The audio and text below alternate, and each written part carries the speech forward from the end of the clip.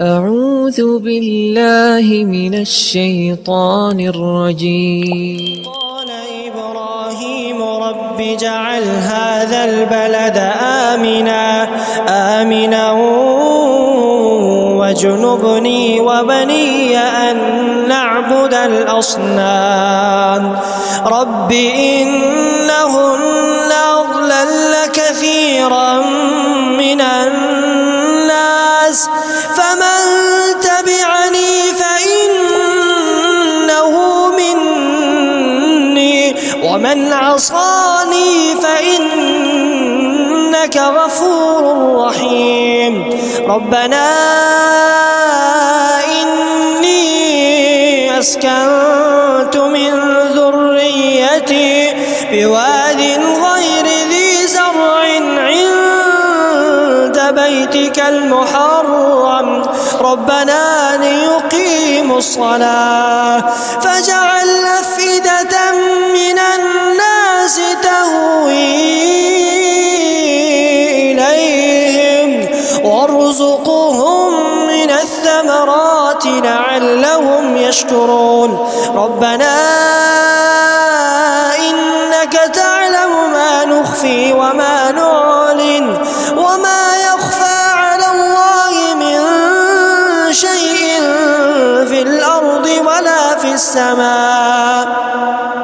الحمد لله الذي وهب لي على الكبر إسماعيل وإسحاق إن ربي لسميع الدعاء رب اجعلني مقيم الصلاة ومن ذريتي ربنا وتقبل دعاء ربنا اغفر لي ولوالدي وللمؤمنين يوم يقوم الحساب ولا تحسبن الله غافلا عما يعمل الظالمون إنما يؤخرهم ليوم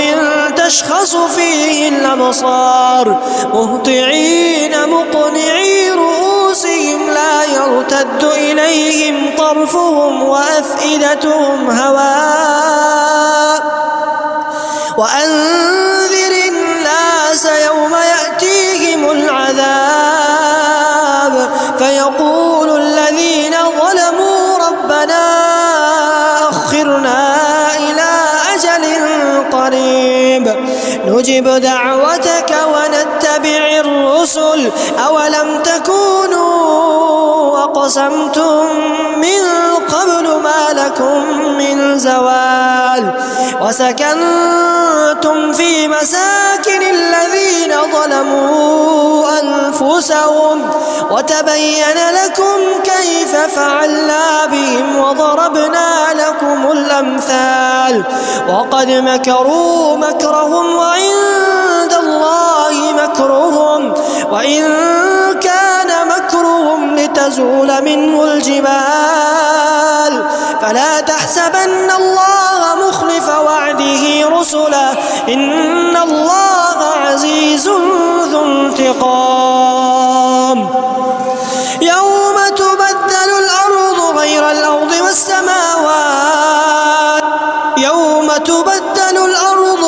الأرض والسماوات وبرزوا لله الواحد القهار وترى المجرمين يومئذ مقرنين في الأصفاد سرابيلهم من قطران وتغشى وجوههم النار ليجزي الله كل نفس ما كسبت إن الله سريع الحساب هذا بلاغ للناس ولينذروا به وليعلموا أنما هو إله واحد وليذكر أولو الألباب.